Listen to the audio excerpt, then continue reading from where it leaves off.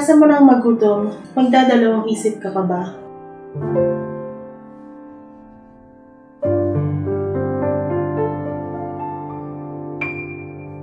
Kung naniniwala kayo sa halaga ng bawat buhay, tututol ka pa ba?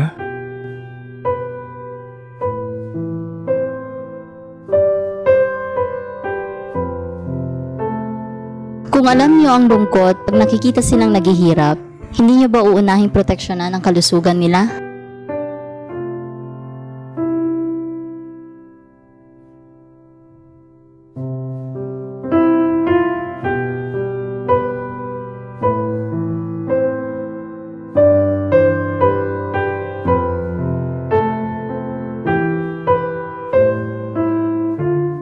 Kung gusto niyo salubungan ng bukas ng walang takot, ipagbabakasakali mo pa ba?